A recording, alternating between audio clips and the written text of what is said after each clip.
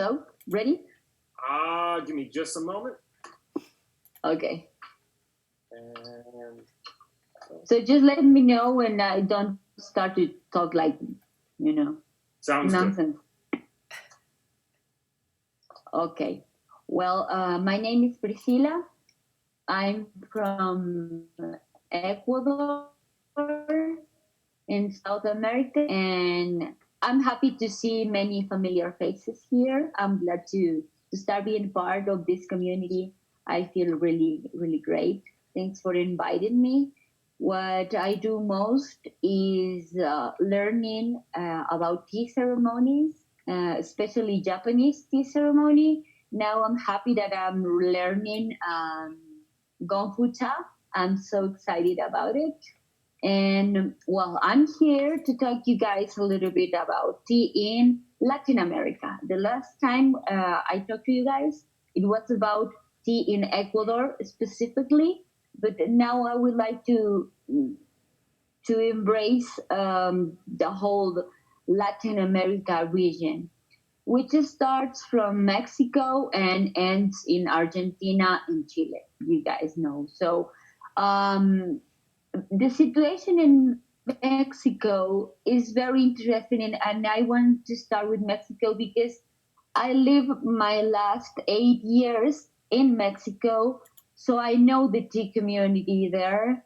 And they start with schools, and I think the way tea is developing in Latin America is through education. When we were colonized by Spain, Spain had the knowledge of afternoon tea, and they were drinking tea like they did in England, in France, Holland. So they learn it and they bring it to their colonies in Latin America. And they saw we had herbal teas, uh, very, very interesting herbal tea. So our culture, I think, cannot be separated uh, of only drinking tea and left behind herbalism, because they go together really, really close in people's mind. And second of all, it's very, very rich because we have jungle, the Amazonic jungle, and we have the Andes mountains. So we grow up surrounded by herbalism. Even in my grandma's garden, she used to have romero and probably dandelion and yerba buena and lemongrass, and really, really fresh. And they, are you feeling okay? So she used to go to her garden, pick some delicious herbals and make tea to herbal tea for us. So it's difficult in our minds to separate this in Latin America. So it happens in Mexico, and what was a challenge for them was to teach people that tea is not for when you have a stomach ache or headache or your digestion is not working well. So tea is for pleasure. Tea is a way of life. Tea is a very different thing than that the herbalism we have here. So I was telling Sam before that an interesting thing happened in Mexico. The biggest school of tea, which is Mexican School of Tea, Escuela Mexicana de Té. I studied with them. They are great people. They are very, very nice. They bought a tea plantation in Sri Lanka. Actually, the plantation is called Kulakunda. So it's going to be interesting what is going to happen with this Mexican tea grown in Sri Lanka. We are still waiting what they are going to do. but it's the only plantation that belongs to Mexico. It's not Mexican, but belongs to Mexico. With the rest of the continent, we have between one, two, three tea plantations per country. I was going to talk to you guys about this tea. I don't know if you can see it. Okay, this is Colombian tea. The name of the company is Vitaco. Probably you guys have heard of them. They presented themselves in World Tea Expo a couple of years ago, and their tea is getting better and better. As you can see, is not CTC as most of the tea we have in other countries in South America.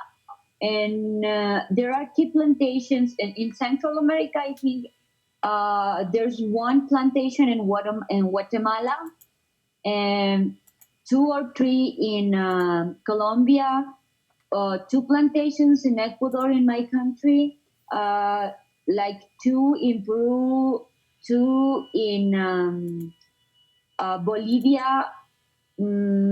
I think Brazil, they have more tea plantations, like four probably, but it's not like 200, 100 tea plantations.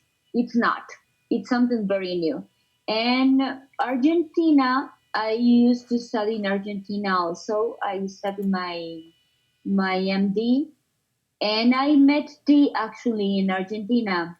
Uh, but what I could observe now, I have been in tea for 8 years. But what I can see in reverse, it's that we have in Latin America, we have herbal heritage, and we have now a blending culture. People usually get introduced into the tea world through blends. So when it's very, very, very weird and strange if somebody asks you for a great black Kimon Chinese tea or a real matcha. When I practice this ceremony here in Ecuador, they like the movement, the ceremony. But when they have to drink the matcha, they are like, tastes like melt sushi or something. So it's a thing that people need to get used to. And in my personal point of view, I think we need education in South America. It's very, very necessary. So that this is what I'm planning to do: start with education. And the last chat we have, you guys were talking about correct me please if I pronounce badly the word sustainability. Is it okay? Well, you guys were talking about the topic, and it was interesting for me to, uh, and I must confess a little bit envy, because you guys already have a tea culture. You have direct trade with producers, and very interesting development of tea culture in United States. It's not a thing that we have here in South America. We trade with people from United States or from Europe, and people usually trade with blends.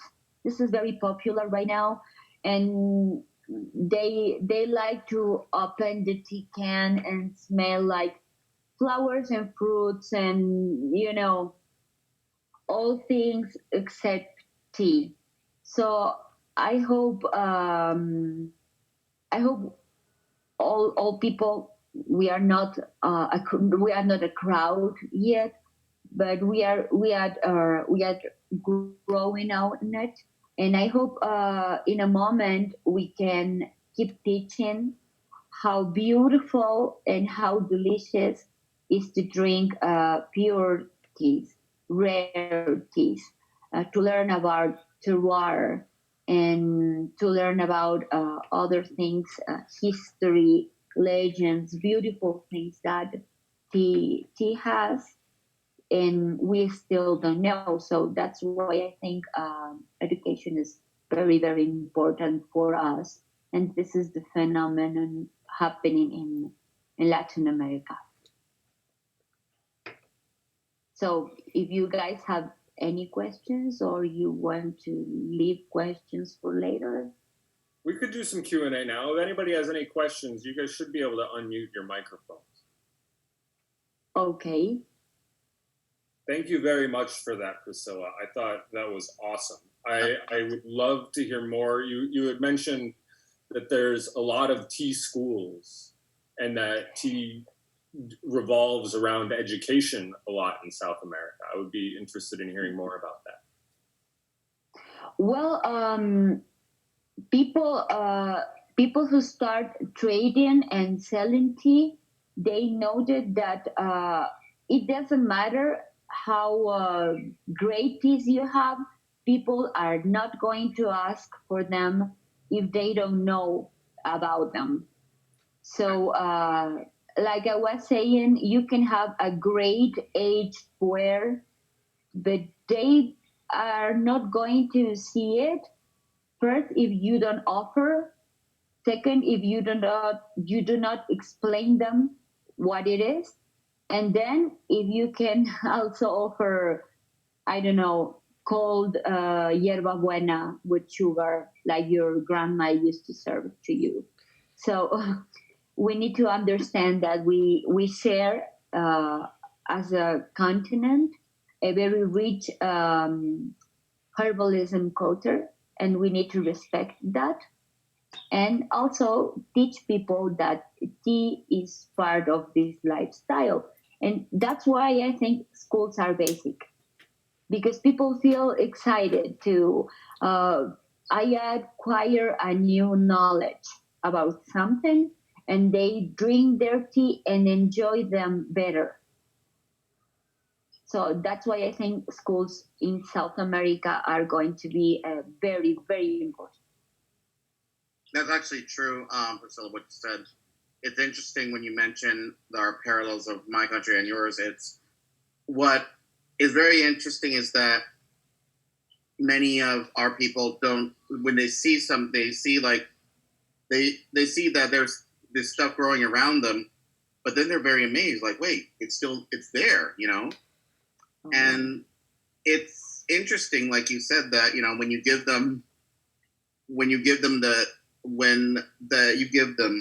this tea, they're like, wait, what is this? You know, and they're very excited to hear about it. So yeah, I agree that, you know, it should be more there as well. And I think it's interesting what you said, Juan, because you guys grow with tea, surrounded by tea. Yeah. So it's I can't even imagine when I'm in a tea plantation, I feel like in heaven. It smells great. It's beautiful. The colors. For me, of course, it's pretty new. Yeah. In every country is new. But for you guys, I guess it's like, oh, there's tea in my garden. Okay. Yeah. I will be so happy having tea in my garden. Right. And wow, for you guys, it's very common, and probably people doesn't appreciate it that much. Huh? Right. Interesting. I'll talk more about it. It's interesting. It's similar experiences with you. I mean, I show them that there's other kinds of tea, and they're like, wait, what? I'm like, yeah, there's more than this as well. Yes, because you guys have your 7 basic teas in Sri Lanka, right? Yeah, I'll talk more about it too. Great. All right. Do we have any other questions for Priscilla? I have a question. Priscilla. Hi. Okay. Hello. Hi, good to see you. Thank you for your presentation. Thanks for inviting me. Back to the topic of education and tea schools. Who are the main demographic of people that are going to these tea schools, and what is the general value, like pricing, across the board? I just kind of want to know, like, who's going to the schools and how much are they paying? Simply as that. I think this is a great question. Great question. Because honestly, going to tea schools, it's not cheap. It's expensive. When the very first time I went to a tea school, I was like, whoa! And I was also studying my psychiatry postgrad, and I was like scratching my head at how am I going to pay this? But yes, demographically, it's a middle upper class. Mm-hmm. I must be sincere, and it's not cheap to go into tea schools, and especially when you want to study tea ceremonies, there can be even more expensive because usually the sifu or the sensei, they try to bring the teaware so you can have it, and it costs even more. Um, I must say it has cost money. I don't want to say how much. I don't even calculate, but I think it has been a great investment for me in my life. I don't regret, but I'm conscious that it's not cheap. So what I'm trying to do here in Ecuador, just when the COVID craziness started, I was sharing a course with some girls here in Ecuador. Like I said, mm, I think it grows the interest in middle and upper class because they have travel, they have got tea in different countries, and well, it's how it goes. And we were sharing a 4 weekend classes. We had to interrupt because of the COVID emergency, but I'm trying to do it not as expensive as I used to pay in other countries because I want to do it more accessible. I want to let people know that it's not a luxury thing more than a luxury thing for your soul, not for your knowledge or just not luxury, like a highest quality teaware or something, but it's a luxury for your soul. I don't know if I made sense. I think that's absolutely beautiful that tea is a luxury for your soul. That is something that I have never heard of. I've never heard tea described that way. And to me, That's very well said, yeah. Well, it's tea itself. Any other last questions before we thank Priscilla for her time, and then Pam can talk about Sri Lanka? I'm just kind of curious how people find out about the tea schools, Priscilla. You're saying that in the past people have been like attracted to teas that are maybe more to say, fruity, flowery things, and that was me just over a year ago before I discovered this whole world of tea. And so I'm wondering there, like, how are there ways that you reach out to so people can find out about this, or do they find you or the schools? Well, what I saw the very first time, I can talk about how I found tea in my life. I went to a hotel for having a chit chat girl time with my friends, and they serve teas. They were tea blends. It was in Argentina, and when they serve, they put a little brand next to it, and I saw Argentinian School of Tea, and I was like, I'm curious of it, and I started to check through internet. So I think the way they are doing is putting the brand in the little tag next to the tea bag, And when you go somewhere, you can reach for more information. And of course, they pay Facebook and in Instagram, and it's growing. It's growing through this way. I met the first lady. She is great. Her name is Olivia. The first lady who introduced tea in Mexico. She had a very, very interesting testimony. She worked so hard. She had to work with people in I don't know how to say in English, in aduanas, in shipping, when you put something into a country. Importing? For importing, we need people for importing.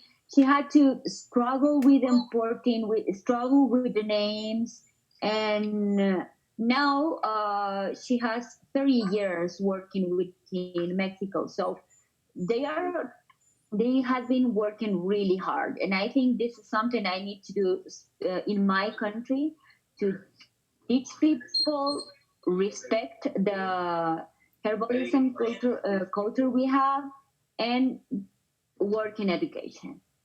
I don't know if I answer your questions. If I can add some things to Priscilla, what she answered, talking about Cindy's question and also Lisa's. I own the largest tea school in Brazil, so it was the first one here, but it wasn't the first one in Latin America, of course. So in Argentina, there are two major tea schools, which are Escuela Argentina de Té, meaning tea school Club del Argentina, Té. and El Club del Té, which means the tea club. So people used to come and still come to my school. For just giving the example, just Googling it. You know, if you Google tea sommelier, then there's my course, my school, and also Instagram and Facebook. Like when I started my school, Instagram wasn't trending a lot, so we used like we paid for ads, paid ads in Facebook and then Instagram and then Google and stuff like that. I think that's it. Now it's trending, like Priscilla said. Like at first, when I've opened my tea school, it was back in 2014, and there was no school in Brazil, and now there are 6 schools in Brazil. Yeah, so in Argentina, I don't know, Priscilla, if there are more right now. I haven't really looked for it there. I think there are 3 right now: Escuela Argentina del Té, Argentine Tea School of Tea, the Tea Club, Club del Té, and there's a smaller one. It's called Gyokuro, and that's the 3 I know. But I have been studying with the tea club, El Club del Té. They are very, very nice. They have, of course, a different point of view of tea. They are more like English style school. And that's why I was saying before, in South America, in Latin America, people is more close to tea blends that are pure teas. So it's kind of our challenge. I'm sorry I could not attend earlier. I was in another meeting, so I'm sorry. No, it's okay. You are more than welcome. I'm always happy to hear you. Thank you so much for that. That was really awesome to learn about how they do tea down in South America. Our next presentation comes from another gentleman named Pandita. He has family that owns a tea plantation in Sri Lanka, and he has a quite impressive collection of teapots himself. And without further ado, I'm going to turn it over to my good friend Pam. Hello. Thank you, Sam. Hello, Priscilla. Hello, everyone. Well, thank you, Sam, for having me, and thank you, everyone, for being here. I'll first start off is that my knowledge of tea came and finding out that my grandmother owns a tea plantation when my mother told me about it. And over there, it's just, tea is, like Priscilla was saying, it's everywhere.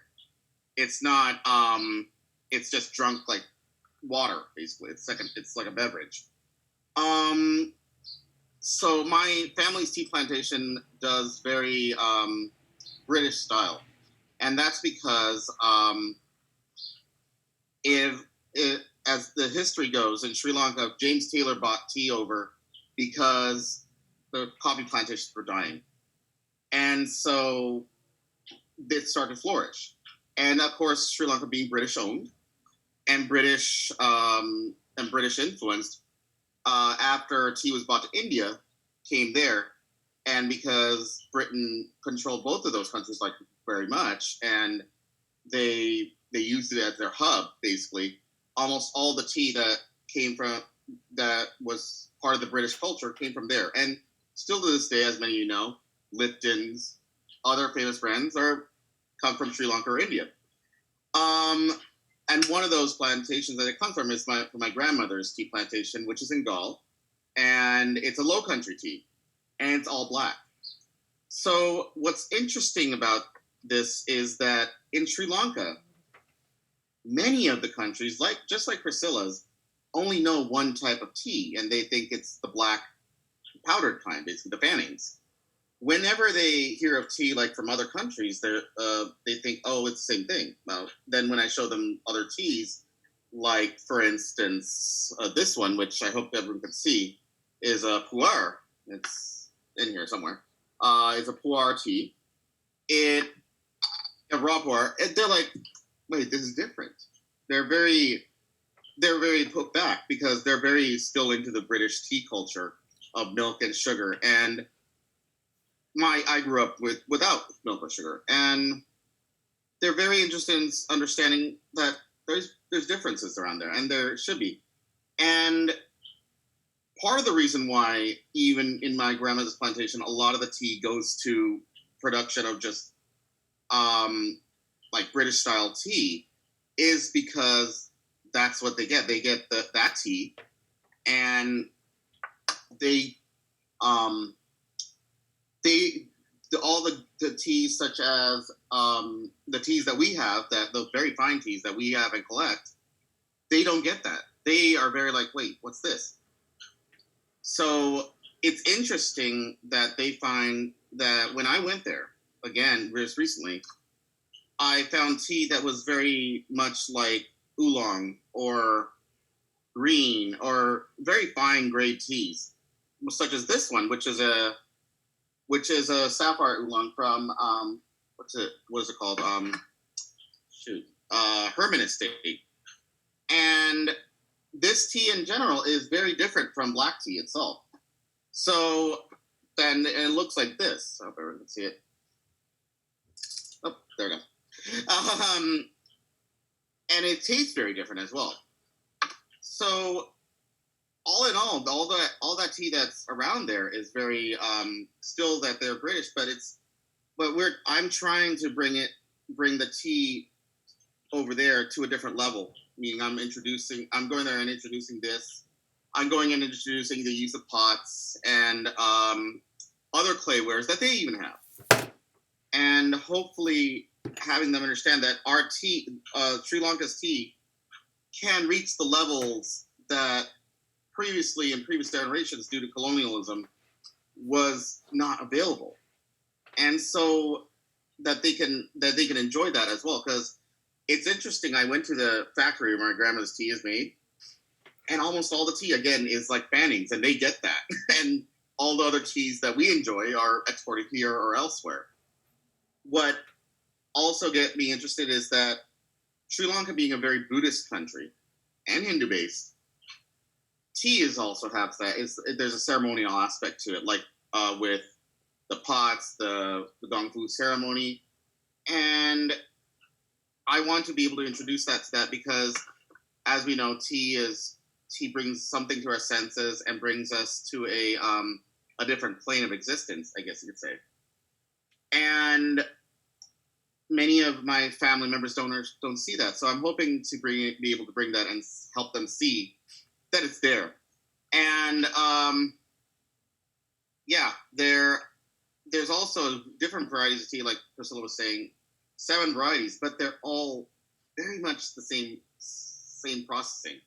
The processing is the same, is like they're grown, they're dried, and they become basically either black, white, or green. Just 3 varieties. And like a pu'er, it's hard to find. It's not easy to find. So I'm trying to bring it into a different level, because it's amazing whenever I provide them with a cup of tea like this. They're amazed at there's flavor and everything. You don't have to put milk or sugar in it. So, and there's several tea tastings over there. However, it's very interesting because tea is drunk with so much milk and sugar over there. Many of them don't understand that, you could drink it without. So I'm put into a challenge of trying to introduce different varieties, but also at the same time, I'm proud of what my grandmother has done. And it's a very laborious process over there, but they're not given the credit that they're due. And Sri Lanka is such a vast country, but the tea variety they're known for is just very little. And the tea, like for instance, this one that I just showed was very expensive. And many of them don't know about it. And it's kind of sad. So hopefully in the coming years, we're going to have more exposure as well, and have the different varieties of tea that, say, India has can be shown here as well. Awesome. Thank you very much. Yeah. So even on like your grandmother's plantation, they don't process any of the leaves that they grow and drink them themselves? They do. Actually, I'm sorry I didn't mention that. They do drink it themselves, but they process it in a very different way. It's very mechanical. Like for instance, it's put into a dryer, put into several ways. It's not natural the way that it should be, but it's very, very strong as well.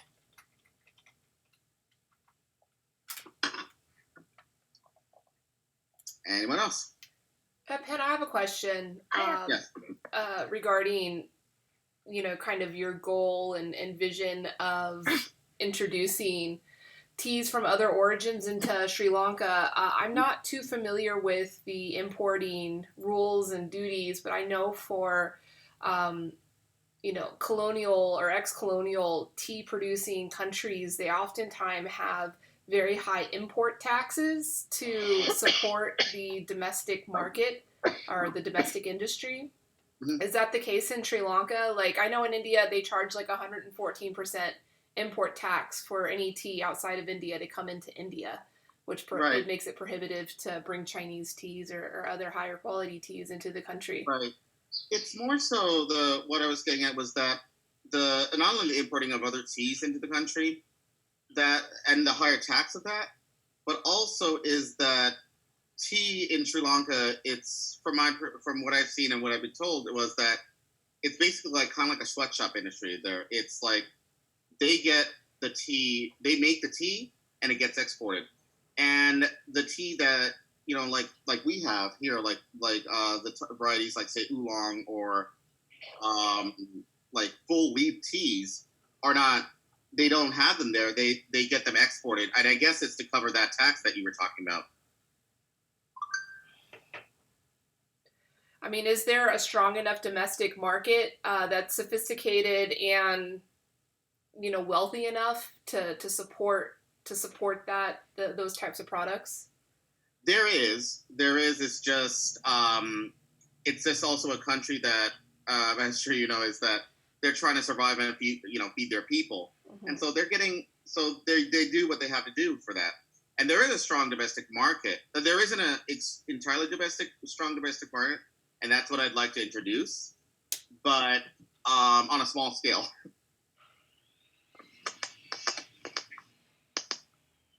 So Pan, Excellent. I'm talking but you can't see my mouth move. So I'm in a T-Mobile store. So does your grandmother, when you serve tea to your grandmother the way you're drinking it now, like Gongfu style, does she enjoy it, or is it just like this isn't tea? Well, it's funny you ask that because she's 93, so she just says, "Oh, this is delicious." So she just thinks it as tea, but just doesn't see it as anything different or anything special. So yeah, just like Lisa's saying, it's very. There's not a strong domestic market there, just as much. So and also she thinks it's very. She just thinks it's very in her feet. What about just random young Sri Lankan people, like people your age, just like homies? You got like Sri Lankan homies who are into it? What was that? They got You what? have just like Sri Lankan like friends like your age who are interested in it. Yeah, they are. I do have some. To them, when I first introduced them, they were amazed that there's different varieties as well, and they're interested in it, and they're like, wait, why isn't this around there?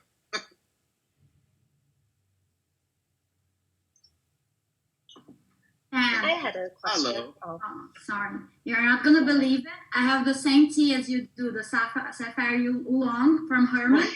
That's interesting. You said sapphire oolong. I said, oh no, I can't believe it. Then I ran to the kitchen. I got it. I still have it.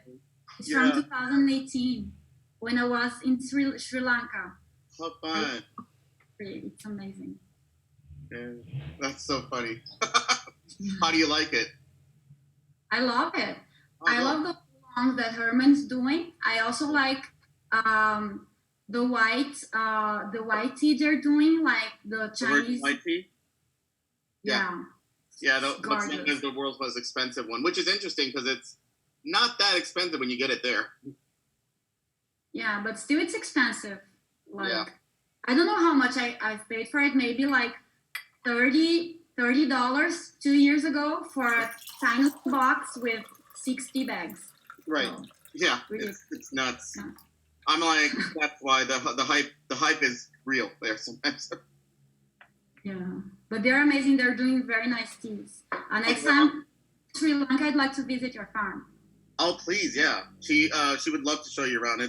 It's very funny. When she was here in the US, she opens the door just for anyone to come in. And even in the farm she's like, oh yeah. And she demands that you have a cup of tea before you go. So it'll be fun. I think Marie had a question. Marie? Well, I would love to meet your Nana as well. That sounds amazing. She sounds like an amazing woman I'd like to meet. But so I had a question about the Buddhist culture and tea culture. Yeah. So when Buddhism came to Sri Lanka, did they bring tea with them, or did tea culture only come with the British? They did not. Tea culture came with the British, and then tea first came. Buddhist culture first came into. It was India, then Sri Lanka, then spread out into other parts. My perception is, and correct me if I'm wrong, Elise, who is very knowledgeable as well as Sam and everyone here. The Chinese had the tea culture already, and they incorporated it into their Buddhist culture as well.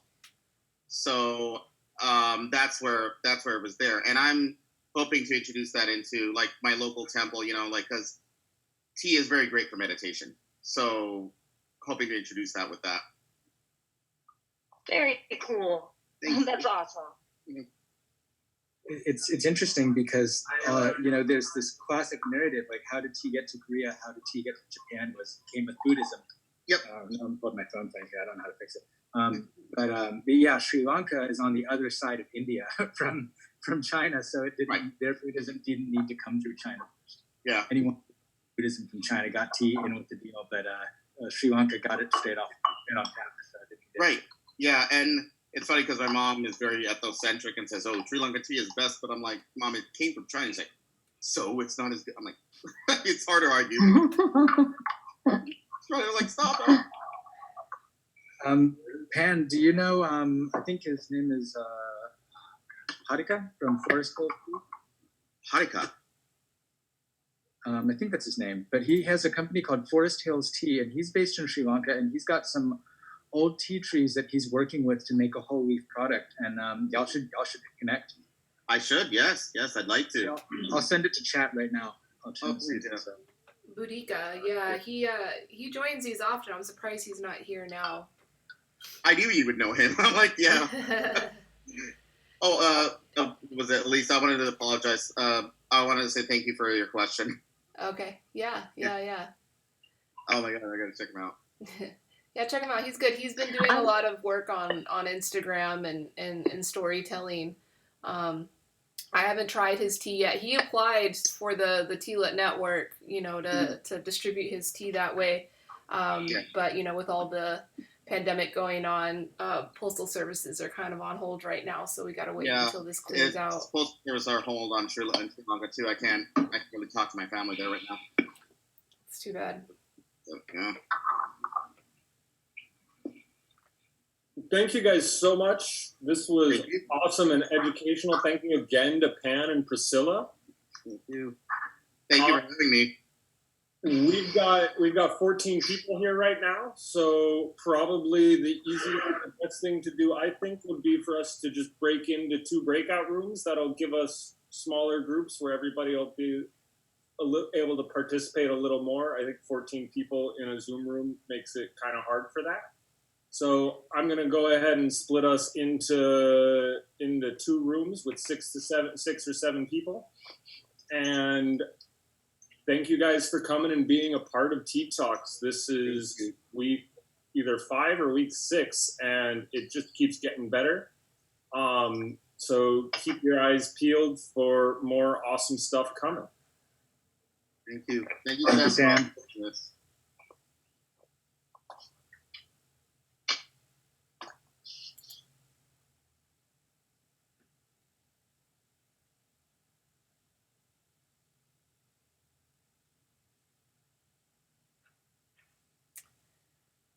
Waiting to go to a breakout room. I wonder where we'll go. If you guys are watching the live stream, you are welcome to throw some questions in the comments, and I'll be sure to share it with the folks at the tea table. Get them to acknowledge your questions or answer any curiosities that you might have.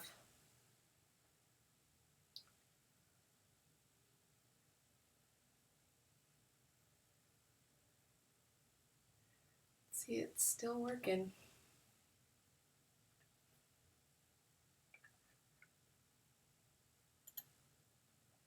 Suppose while we're waiting, I can say hi to everybody. Hi. I'm here, just waiting for the breakout room to open up. That was educational. Interesting to hear about tea cultures in other countries, or other cultures, Latin American culture and Sri Lankan culture.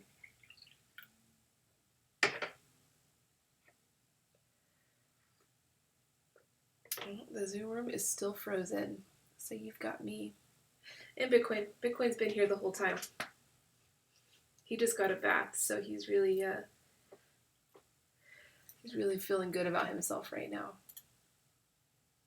Oh, here we go. Presenters today also, or is it? All right. Hi, guys. What's up, Elise? What's up? Hi. There she is.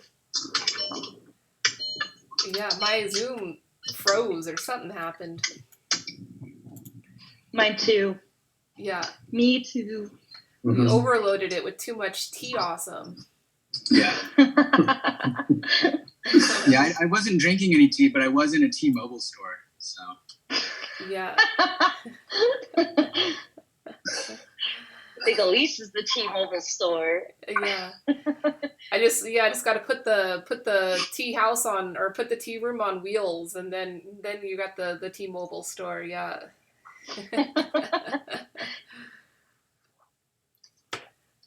Hi, Jeff. Nice to meet you.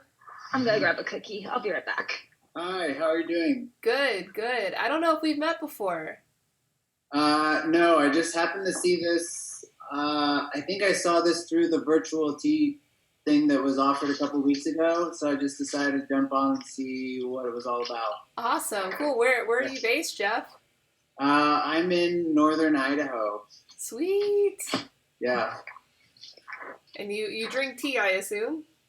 Yeah, I drink tea. The stuff you see behind me is actually Chinese herbs. So I'm a Chinese herbalist, acupuncturist, and we just started hosting some tea gatherings for people here in the community as a way to create community. And I moved from Portland, so I used to do a lot of tea stuff there, and I've been starting to stock some teas here so that we can offer some monthly tea gatherings as a means to create community here Oh, how and wonderful. kind of educate people a little about tea and a little bit about Chinese medicine. I'm not a tea expert, so I just mostly drink it and wanted to share space with people in the community. Jeff, where I don't know Idaho geography very well. Where's Boise relative to northern Idaho? Boise's a little bit more south, so if you drew a line straight north, probably about 5 hours. That's where I am. I'm like very close to the Canadian border, actually, like 2 hours from Canada. Oh wow! Do you know? I've got some Boise tea friends.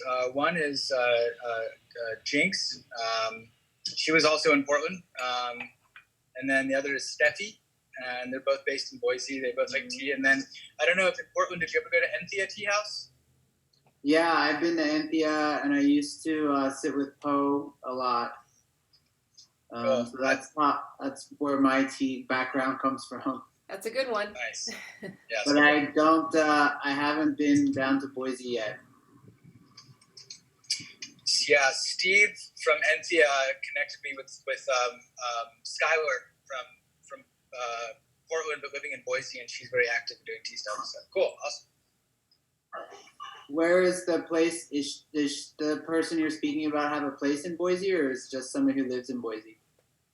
Just disembodied tea culture. Oh, cool. Yeah, disembodied tea community floating around, I think. Okay. It's nice to meet you all. Yeah, nice to meet you, Jeff. Nice meeting you. Yeah, my friend Travis, he's an acupuncturist that used to sit with Poe, or I guess he still sits with Poe. I'm sure you know him. I'm good friends with Travis, yes. Yeah. I actually just sent him a little package of tea last week. Oh, So. how nice. Cool. Love the tea community. Cynthia, how you doing? Hi, I'm great. What's up? I saw you're doing a little tea mixology session. I'm gonna soon. try. Yeah, it's gonna be. We'll see. Is that something that You're not going to try. You're just going to do it. I'm Remember gonna- what remember what Well, Yoda said. I am doing so. Yes. There we go. Is that something that you do often for fun or, for clients? I do for clients sometimes and just for parties. So depending if they're party clients or regular, just for my friends. But yeah, I experiment a little bit with tea cocktails. I just put some hojicha in rum this morning to let that infuse. So that's been chilling for a few hours. So I'm gonna make one with the hojicha rum. And I've had a lot of people ask about them, like about tea cocktails. So we'll see. It'll be fun. Yeah. I'm still getting used to like live and, sharing via just me staring at me and like not having the interaction as like a real thing. So that's why I'm always like, I'll try it. It'll be interesting. And then I kind of just like awkwardly stand there and like, let me share something with you while I stare at myself in my kitchen. I feed off people's energies a lot. So that's why that feels like a miss. Yeah. Yeah. Well, that's what helps with these types of interactions. Oh yeah, this is better. Yeah. When we were preparing for the virtual tea festival, several people were able to record their presentations because we pre-record all the presentations to make sure that we could meet our time requirements and not have technical difficulties. So several people were able to record on their own, like Sohan, was able to, set up the camera, record on their own, but some people found it a little challenging, because we're just not used to doing that, especially like setting up the camera all by yourself and turning it on and sitting down and just feeling comfortable to just talk to a camera. So found it really useful to do the Zoom talks so that like they have somebody kind of receiving their message and kind of responding and interacting with them as they talk to keep them flowing, and then just recorded. Often someone will come in, so it is still a conversation. With those are, that's still like a fluid discussion. Yeah. And even, especially like with these, like there's so many like people, there's inputs, you can like, leave directions based on a conversation versus like a true presentation. Yeah. So yeah. Cool. What about you, Jeremy? You said you were researching stuff. Sorry, I didn't respond to your email, but maybe we can talk about it now. No, I'm getting together with a few people to start like a podcast, because I really need to learn to embrace the virtual world better. Everything was face to face that I did, like everything. So it's a weird adjustment, because my instinct is always to teach a class with, between like 8, 12 people. But I miss that so much. I need to find a way to sort of continue that in some way. So I started researching how to do the live streaming, because I think it's like, you get Zoom and then you can live stream through multiple platforms. Yeah. Yeah. So I'd actually recommend, instead of broadcasting the Zoom directly, using a streaming service. There are ones that you can pay for that are like fancy and like help you put in graphics and make it look fancy. But the one that I use is called OBS. OBS, it's free. Mm-hmm. And it's pretty user friendly. Yeah, open source broadcast software. Someone was telling me about Loom as well. Loom? I never heard of that one.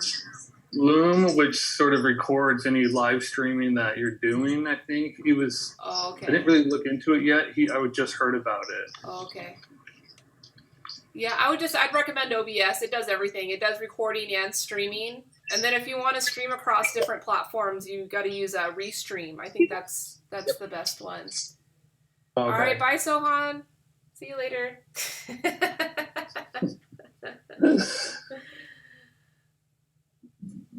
It's just so interesting that entire industry is now just like booming, of all these, small companies that might have been startups when they started or might be brand new. And there's so many different platforms and ways to do things that are getting time to shine and see if they're able to scale.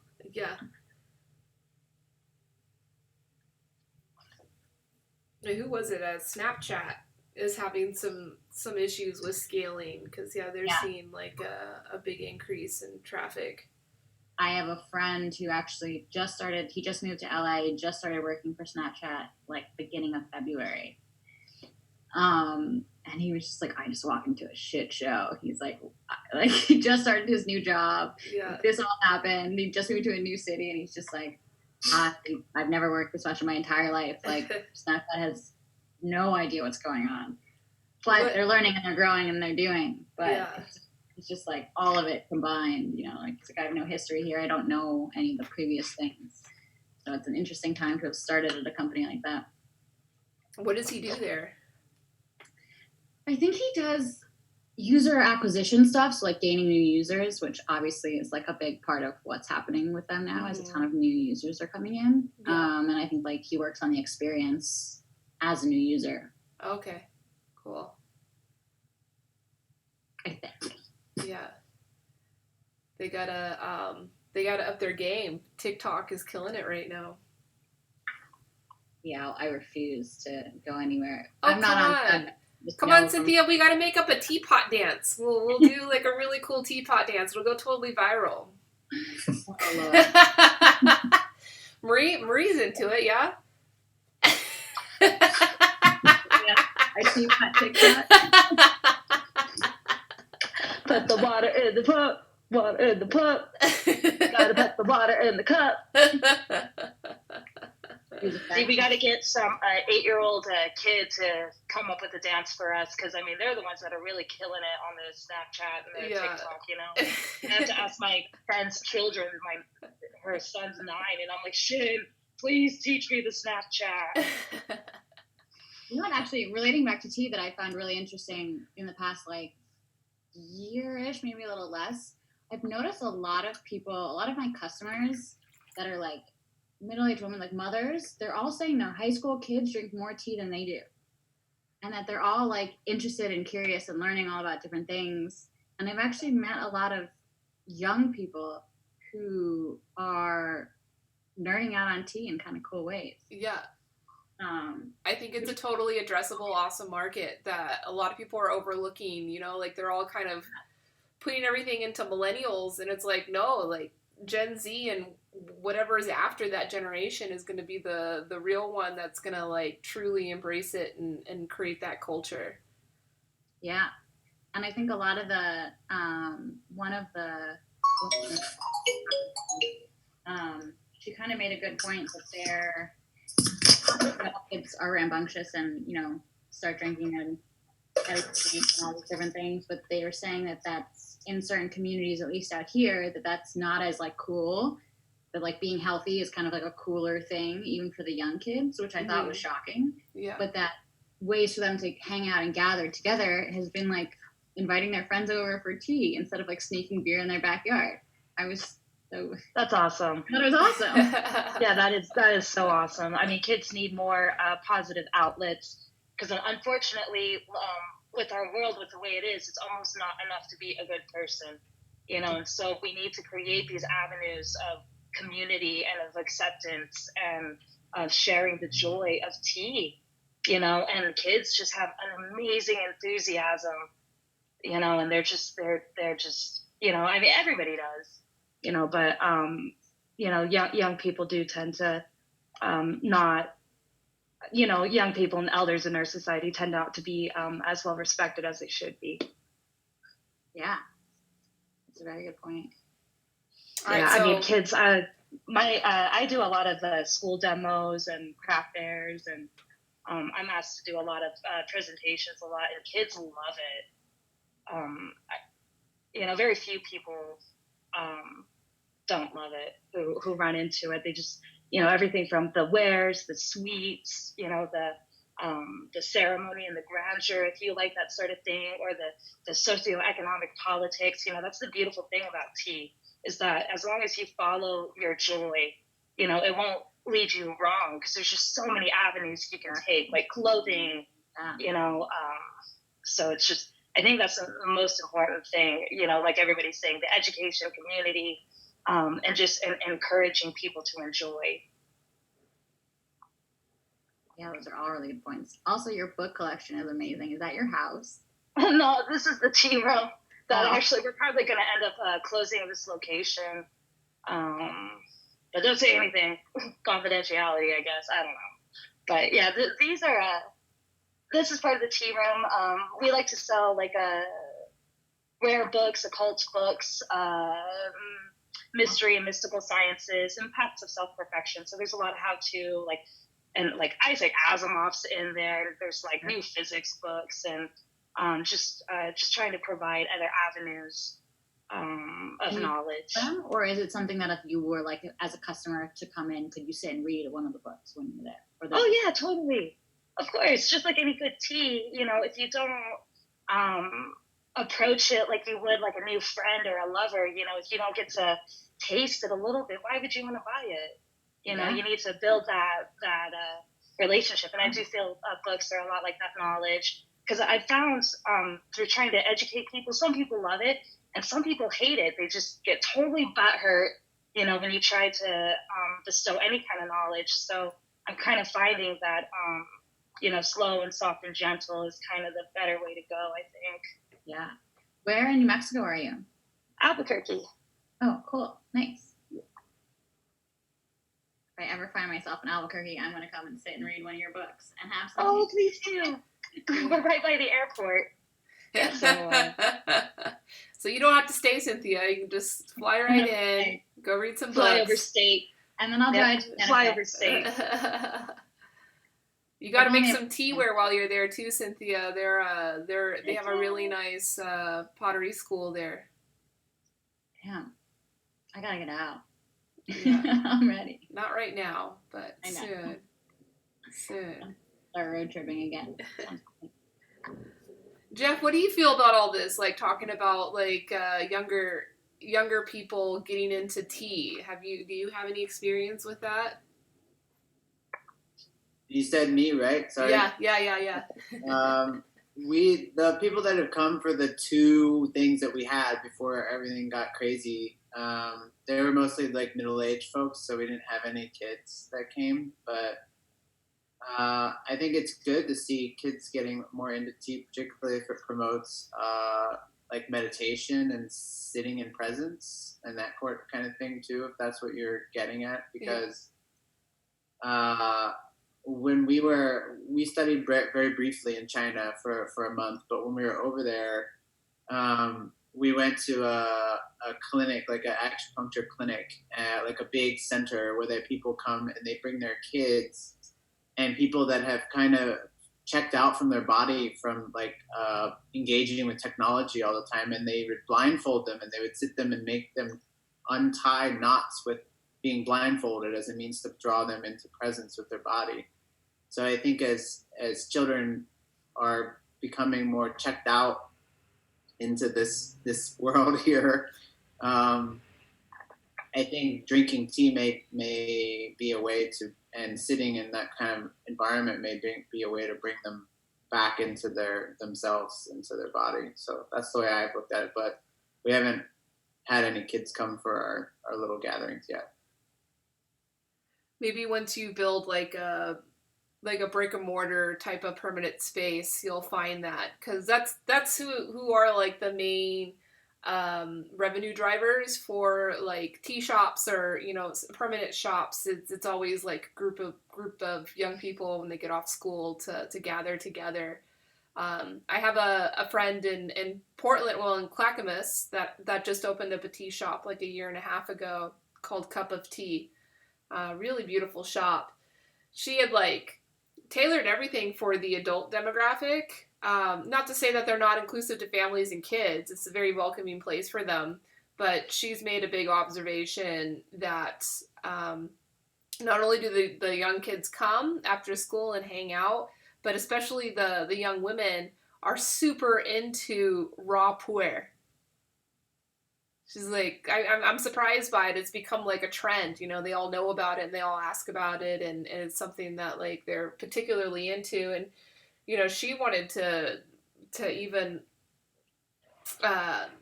create the hypothesis that there could be something with the chemical physiological effect for young girls in that age bracket that just makes them feel good, because usually the flavor is something that's like acquired, but yeah. Well, if we want to look at it from a Chinese medicine perspective, maybe those young teenagers have a lot of pent-up emotion and angst. So the green and pu'er teas have a lot more moving capability to move the energy along and maybe lighten things up just a bit. Exactly.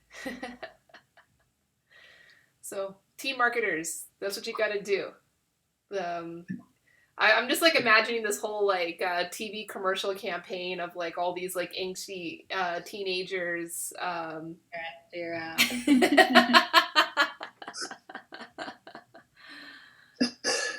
It's interesting, like when you're talking about younger generations, it seems like the people who are most addicted to like digital are still obsessed with image. So, and they'll have a tendency to mimic people. Mm-hmm. So when they see tea and it's like, oh, it's only done Asian style, for some reason they're going to get that impression like, I have to enjoy it in this way and only this way. Mm-hmm. I think the best way to get to them is just by presenting it in as many different ways as possible, and then have them choose which type of way they want to enjoy it. Yeah. It's like we're all doing the same tea, we're all brewing it the same way. It's like that's the route I went. I found my little niche audience and say, I'm going to appeal to these people. Because I think still too often it's like, oh, it's Asian and that's it. I'm not, you're not into Asian culture, then it's like, oh, I can't enjoy tea. But but they always, they'll mimic what they like the most. But they just need that diversity. Well, so, I find that whoever you're serving, I try to understand and that person, so I ask them a lot of questions and, a whole bunch of different things. I always try to find common ground things, but I always try to find something that fits that person in particular. So, like, one thing I like to ask is, like, why are you drinking tea? What brought you to tea? And one of the more common ones is like dietary reasons. I was told by my doctor I have to quit coffee, or I was told by my doctor I have to quit soda. So knowing, say, I'm dealing with like specifically a white Westerner, I will find I'd recommend like a really fruity, sweet tea blend. I want to go straight to a pure loose leaf tea right away, because again, that person who's coming off of soda and a soda addiction, maybe I would try to introduce them to something a little bit more English style, and of course I would introduce Ganku styles to add during tea, and the tea is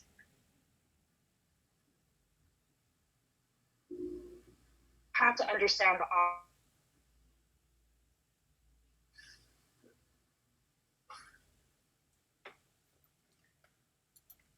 Well, she's breaking up. But yeah, no, she's got valid points. Yeah, you do have to read the person and introduce the right tea. Oh, she's gone. Yeah. There she. So, you just, as opposed to trying to, because in the beginning I was just so enthusiastic about tea and just shoving loose leaf tea on everyone. Like, this is the most amazing style of tea ever, and forcing matcha onto people and forcing Chinese teas onto people, and then realizing, maybe this person isn't ready for that kind of culture shock yet, and so it depends on the person, some people are super excited about a new culture and other ones not so much. Mm-hmm. Yeah, I think that's kind of good to identify the needs. It's like, I remember in the past, at least we talked about gamers. Mm-hmm. Like, how do we get tea in front of gamers? You don't sell them like it'll lower your blood pressure, or lower cholesterol. You don't sell them on health benefits. You sell them on the theanine, the things that benefit them directly to exactly what they want to do. Right, unless if you have that gamer who got gout and all that Mountain Dew. You know what I mean? So maybe they probably still don't care, Marie. It happens. I've had it. I remember friends in high school. They were hardcore gamers and they got gout in high school. Wow. Yeah. All the more reason to sell tea to gamers. Yeah. But it's hard to find a way in, and I think the easiest way in, like, for them is not necessarily selling them a culture as much as you need endorsements, because they need proof that this works. So it's not like I can tell you, I can show you studies, I could walk you through the science and trust me, it works. But it's like, no, you got to go out and you got to get like high profile gamers to take this and have them just one testimonial of saying that it helped me, and that's all it takes for them. But yeah, they have a very specific need in only one way. They don't care about the meditative qualities of tea. They don't care about any of that. But they need to see, it's direct results. I'm sure there's a way in. There's a market there. It's just a matter of getting in there to that young age. Well, I guess we all got to start playing my TikTok teapot dances. That's what I recommend. Except for we can't do them. I mean, we have to do them after they become viral. We got to find, like a really influential, like 12-year-old to do it first. We can also do it, or maybe each one of us do a version of the Kermit tea meme. Oh, that'd be funny. All right. So everybody has their own sort of version of the Kermit. As I'm actually gonna run, but it was so lovely to speak to and meet all of you guys and see you all. Yeah, good to see you, Cynthia. Bye. Have a beautiful Yeah, week. I have to Bye-bye. run too, guys, but it was nice to meet you all. Yeah. And I'll pop on for as many meetings as I can for the upcoming weeks. Yeah, thanks, Jeff. Yeah, it was nice to meet you, meet Elise. you. I don't know if I met you at the Northwest. Were you at the Northwest Tea thing in Seattle? Yeah, I go I just- every year. I've gone for the past 7 years every year. Yeah, we probably met there.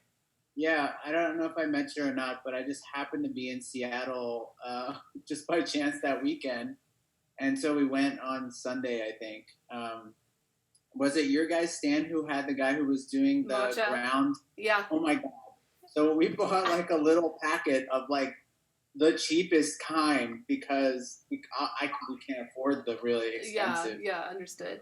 $100 matcha, ground matcha. But that guy was so cute and so amazing.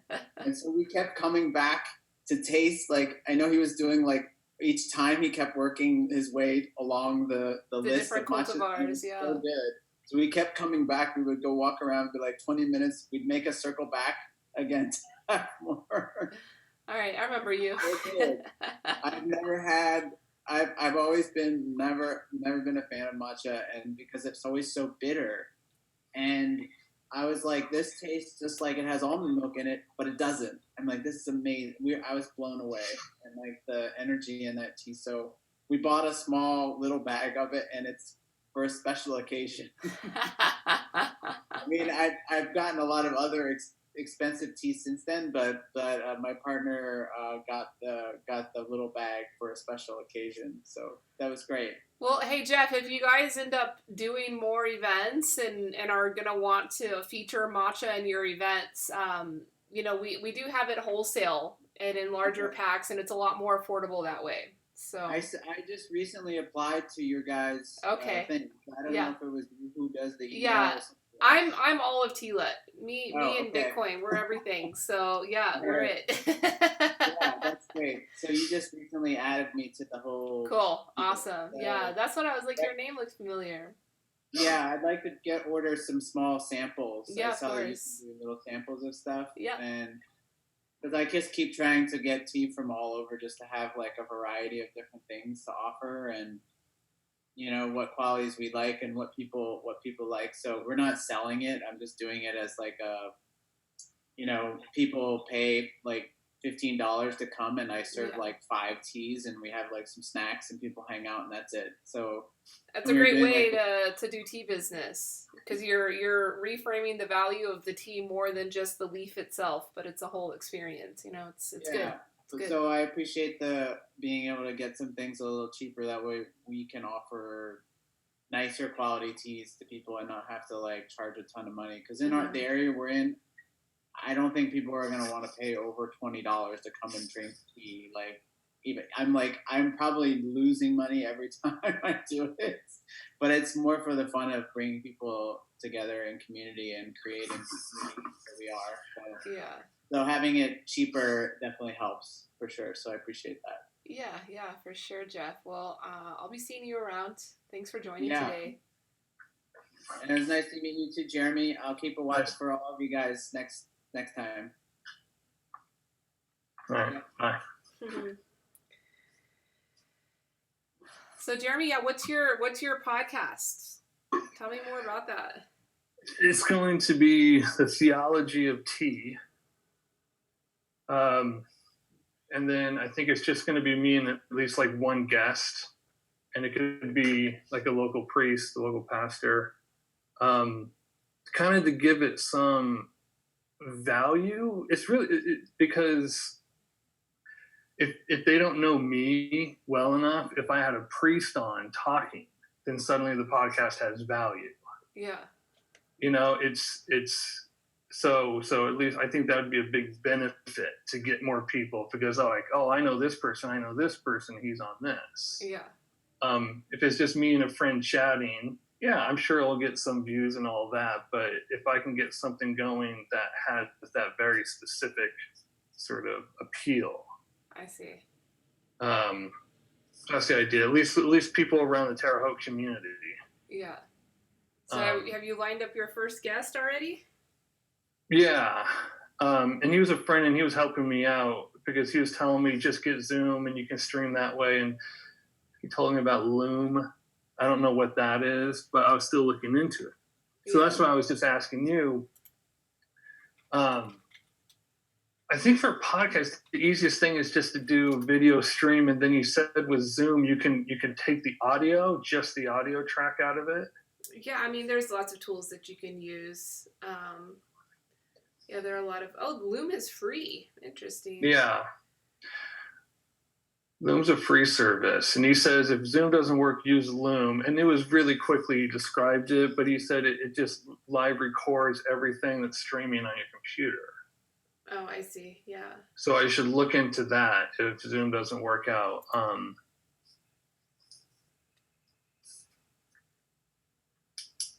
But I think, it's like the first guest has some authority to it because he's well known around town. Yeah. And he's in formation right now to be a deacon, and so he has. It's funny, like we've been talking a lot about value, how to assign value, and it's like it's really easy. Like if you're starting a philosophy club, it typically has no value if you're a bunch of students. But if you had like a guy with this degree, suddenly it has value and you can charge people. Like I was thinking about that with the tea world, what constitutes creating value to it? Because if it's academic, it's easy. Whoever has the best degree and whoever wrote the most books, and that's it. Because I was hoping Danny was going to be on this, because what I forgot to ask her is that she said that 6 schools have now opened up in Brazil. But is there any standardization? Yeah, it's a good point. Because certain people will say we'll make you a tea master in 8 weeks, and another school says no, we'll do it in 8 months. So what do you do? You do the 8-week course, and then you sort of you go around and you brag about having this credential from this people, but it's like, oh no, they don't know anything. Our tea master school takes 28 years. So if you're interested in that one, I'll hook you up with a good program. There you go. And it should take 28 years. Take at least half a lifetime. Exactly. Yeah, no, it's a good point. Where's the standardization? And so that's why you kind of have to, you can't assign any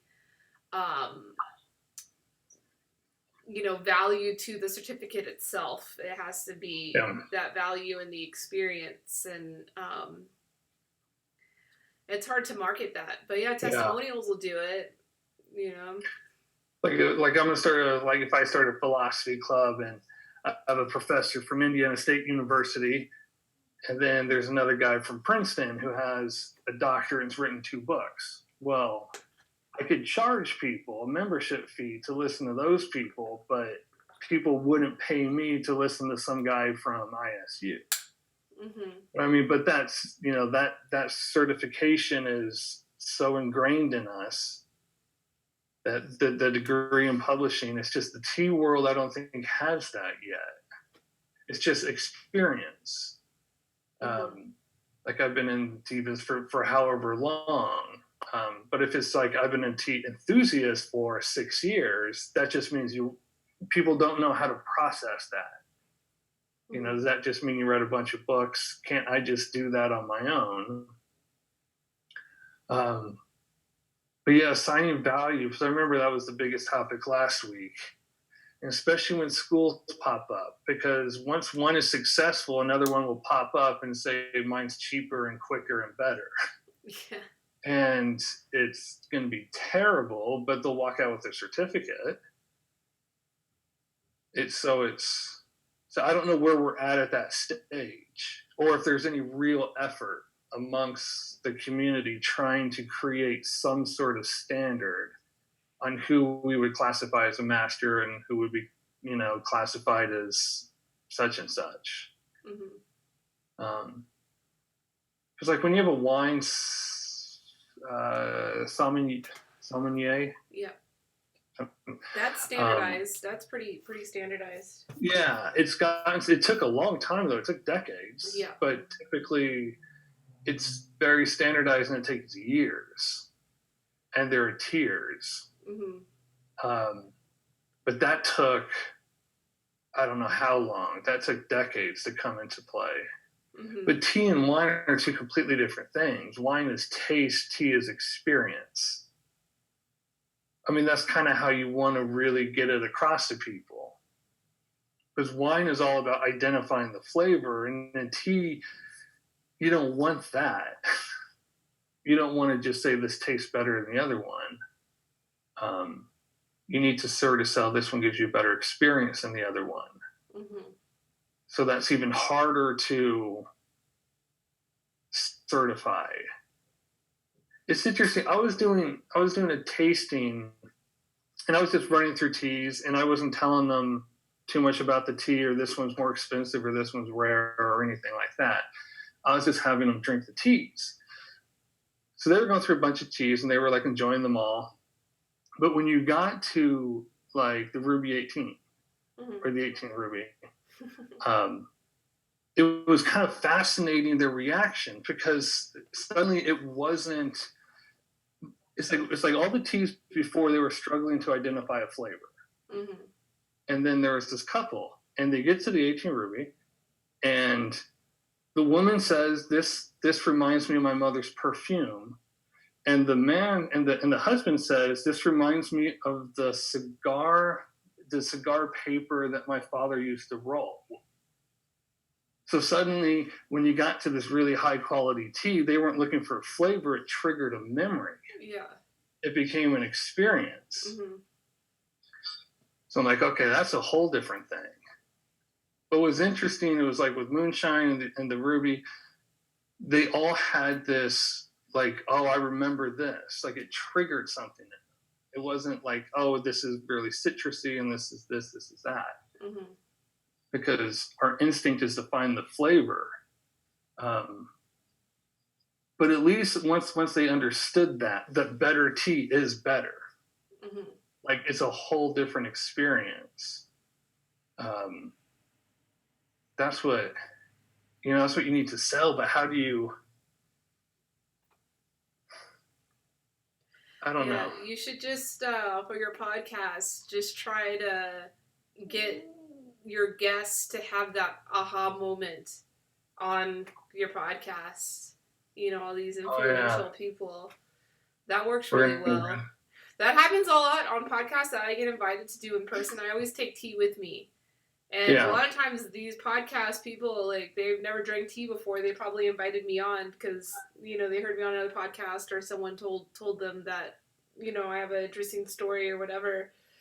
And it's like, you'll pour tea for them, and they're in the middle of their talk and, like, you know, doing their script they've got and getting ready to line up their questions. And then you see them, like, take a sip at the tea, and they, like, interrupt everything in the middle of the podcast to be like, oh, my God, this is good. I did one last year. My buddies, they have, like, this, like, rock and roll, punk rock podcasts. You know, they're just silly as hell. Like, they just pick up different, like, viral news from the internet and just chat it up and drink beers. And I was going on to promote the World Tea Music Festival, and we were in the middle of drinking tea. The podcast is like 2 hours long. It's a long one. And, you know, Jake and I are just, like, pouring a bunch of tea for these guys, and they're in the middle of, like, one of their news segments. And the guy, like, he's, like, going on and on and on. He's talking really fast and getting really excited. And he, like, catches himself in the middle of his sentence. And he was like, what is in this tea? I feel incredible. Oh, my God. You know, it's like, yeah, he caught himself getting tea drunk in the middle of recording the podcast. And, yeah, you can't ask for a better testimony than something so, like, raw and real than that. Yeah. Now everything is done remotely, so you really can't have that opportunity. Yeah. But I know what you're saying. That through our podcast. That's what you want. You want the honest moment. Yeah. Because people know the difference of whether it's scripted. You instinctively know. Yeah. It always fascinates me that you don't have to know anything about tea to recognize good tea. Yeah. That like good tea just feels different. And that's something that you don't have to have any education to be like, holy crap, this is different. Yeah. It's like that couple when they were drinking the 18, and then when they discovered like it's $12 an ounce and this is the most expensive tea that they're ever going to buy in their life, they didn't hesitate at all. The experience feeling is totally worth it. Oh yeah, it's like, I mean, it was insane how instinctive it was. This is my mother's perfume, but I was more interested in the guy who said that because he was describing about watching his father roll cigars, and this smelled like the paper he used. So suddenly he's drinking this tea, and he's like this 8-year-old kid in his mind, which was kind of incredible. So it's like, yeah, I'll take a couple ounces, whatever it costs. But it's, yeah, you can't guarantee people will have that, and it's all. But they were really, they just wanted to know everything about it. They came in with the right mindset. Yeah. But yeah, that's what you really want, because it doesn't matter. That's the value. The value isn't a vintage. The value isn't a taste. The value isn't rarity. The value was the experience, and that's tea's. That's what sets tea apart from anything. Mm-hmm. Yeah, and so I mean, the trouble that I have is how do you sell how do you sell an experience to somebody who's never had that experience? Yeah, especially now too. I mean, it's not, and you can't force it on them. No, and I mean, for a lot of the work that I do, like I'm talking about showing up to places and setting up a tea lounge. Yeah. So the people that I'm talking to about paying for me to come and offer this experience, those aren't even the people that are going to be having the experience. Yeah. But it's like, how do you, like, I'm trying to get people to pay me to come and bring experience to their guests. Mm-hmm. So they don't even have a frame of reference for the experience that I'm trying to offer to their guests. And that's what makes it really difficult. Yeah. So in my own experience, like if I can get the meeting to sit and have tea with somebody, I can usually get the gig. Yeah. I mean, it's kind of like what, when I started this project, it was, I'm going to try to give myself a head start. I'm going to tap into their faith. I'm going to tap into something really personal to them. Mm-hmm. And then start from there. So I'm thinking, well, maybe this is sort of, it's like a head start. It's not like you're going to enjoy this tea. It's like, no, here's what we're going to do.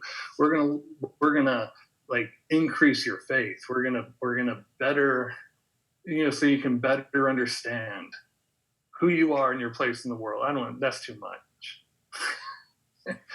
But that was the idea. How do you get that start?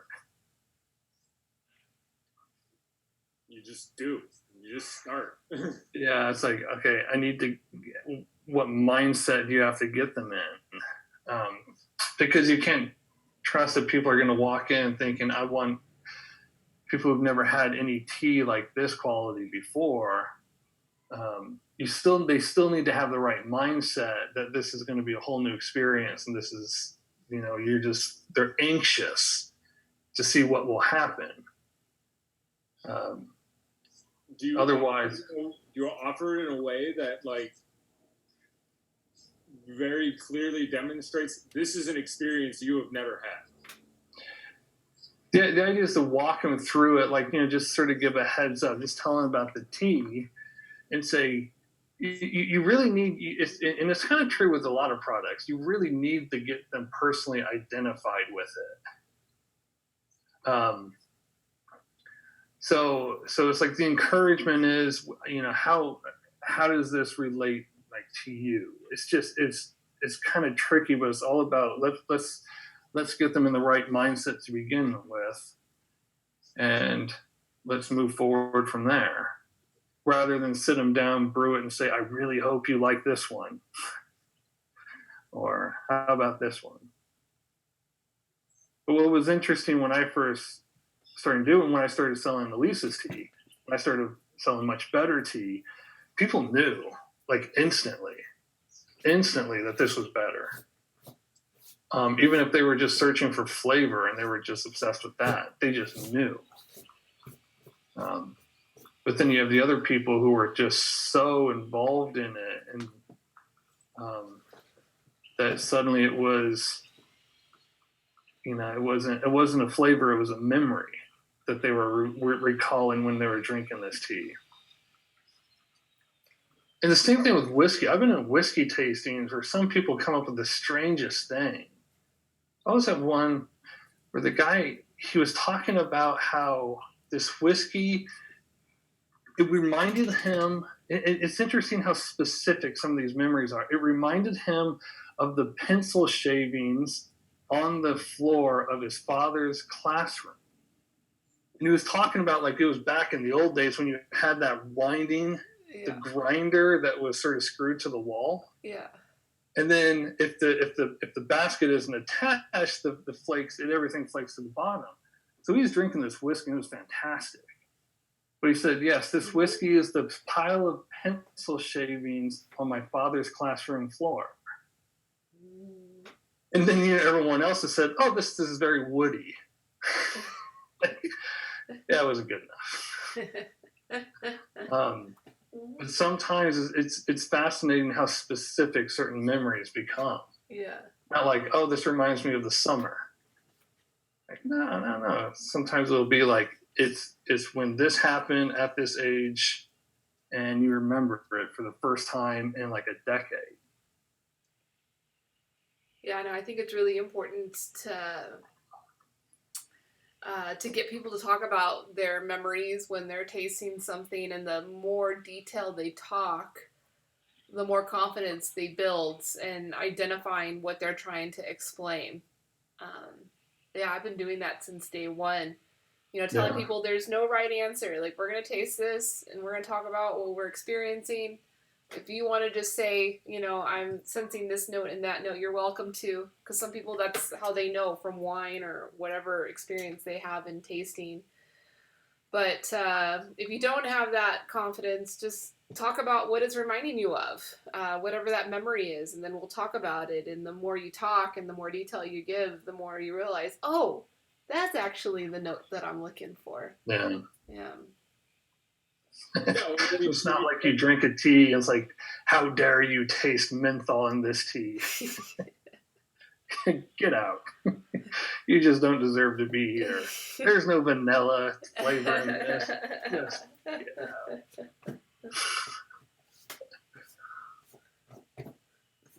Yeah, tea is definitely one of the only things that I know of that people like will describe its taste with an action or scenery or a memory. It's like, yeah, it tastes like my third grade classroom. And it's like, and in the moment, to all the people sitting there drinking the tea, that makes total sense. Yeah. So that's what we need. We need a childlike mindset walking in. Yeah. We've got to have that mindset all the time. There's I have a friend here in Vegas that's really into like trying to find the science behind serendipity. And actually, there is quite a bit of peer-reviewed research that's been done on the science of serendipity. That it's not just this magical, manifestation thing that just magically happens, but that there are mindsets and, conditions that you can set up to increase your chances of serendipity from happening. you know, like the discovery of penicillin or like major discoveries like that. You know, that could be described as serendipity, could be described just as a random, you know, thing that happened. But there was one research paper that she sent to me, and there was a term in there that I found really interesting that described those forms of serendipity called, oh my gosh, what's it called? Oh shoot! Now it's killing me that I can't remember what the name was. It's such a charming word. It was 2 words, but it was basically like childhood curiosity paired with scientific method is how you get to those moments to increase your chance of serendipity, increase your chance of like positive random things to happen. So yeah, I think that's good to, you know, be mindful and be articulative and you know, very scientific in how you approach things, descriptive, but at the base of it, be like a child too. Yeah. Powerful. I heard something. This guy said that the world is lacking wonder. He says all about wonder. Yeah. And he had an interesting story. He said he was standing on the street and he looks over and he sees this kid staring up at a tree, just staring up at the tree. So he's watching this kid thinking, you know, what's going on? And what happened was that the kid stared at the top of the tree until a leaf fell out, and he very carefully watched the leaf fall all the way until it hit the ground. And he said my mindset was, what's wrong with this kid? And the kid's mindset was just the wonder and the fascination of just watching a leaf hit the ground. And he said, where is that? Like, why? You know, at what point did I miss that? At what point am I thinking something's wrong with this kid from why am I not like this kid still? Mm-hmm. He says, just wonder, just think about it, just wonder, see it everywhere. And he says, you can see it everywhere. It's just, you really got to open yourself up and let it happen. Mm-hmm. I thought it was a good way. Yeah, it was a good way to describe that. Yeah, but then you can't spend all your time looking up a tree at the same time, No. you know. So that's. But it is a component. No, but you can. It's half the battle. You can approach things in a playful and wondrous manner where you are exploring to see what happens rather than coming into a space with an intention to make for a specific outcome. Mm-hmm. Yeah. Or at least not necessarily holding too much attachment to a specific outcome. That if we just explore and let ourselves be more open to things happening as they do, rather than trying to be so in control all the time. Yeah. Surrendering a bit. The fact that things aren't going to go the way that you planned them to. Yeah. There was one person talking. He because a lot of people are talking about, you know, it's all about the journey, and it is. But he said typically the failing that most people have is that the goal is not big enough. You need to set the goal pretty much as high as you can. You're probably never going to get it, but if the goal is high enough, you in a way you're forced in a your whole life becomes reoriented to obtaining this almost near impossible thing. But along the way, you kind of figured out everything else. So it's kind of interesting. It says basically people aren't, the goal's not big enough.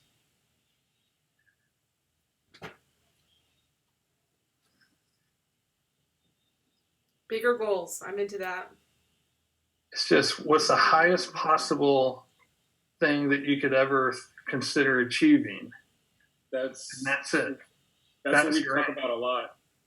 Telling the grandest story. Yeah. So And that's,